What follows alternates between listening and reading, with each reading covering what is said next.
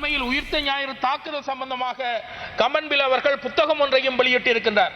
இந்த இடத்தில் நான் சுட்டிக்காட்ட விரும்புவது என்னவென்றால், கடந்த 3 ஜனாதிபதிகளின் ஆட்சியின் போது இந்த உயிர்த்த ஞாயிறு தாக்குதல் சம்பந்தமாக உண்மைகள் வெளிவரவில்லை. தயவு செய்து உயிர்த்த ஞாயிறு தாக்குதலில் புத்தகம் எழுதுகின்ற விடயத்தின் மூலமாக உண்மைகளை புதைத்து விடக்கூடாது. ஏனென்றால் இந்த புத்தகங்கள் சஹ்ராம் காசிம் தான் இதன் முக்கியமான சூத்திரதாரி என்று சொல்லி அந்த உண்மையை மூடி மறைக்க முற்படுகின்றார்கள். இந்த ஆட்சி மாற்றத்திற்காக அந்த குற்றச் செயலை நிகழ்த்திய அந்த சூத்திரதாரி யார் என்பது கண்டுபிடிக்கப்பட வேண்டும். சஹ்ராம் காசிமில் முழுமையான குற்றத்தை போட்டுவிட்டு இதனை இயக்கிய இயக்குநர்கள் தப்பித்து செல்வதற்கு இடமளிக்க கூடாது என்பதையும் இந்த இடத்தில் சுட்டிக்காட்ட விரும்புகின்றேன். அவர் ஒரு பலிக்கடாவாக ஆக்கப்பட்டிருக்கின்றார். இது அவரை இயக்கிய அந்த இயக்குநர்கள் இன்றும் இருந்து கொண்டிருக்கின்றார்கள்.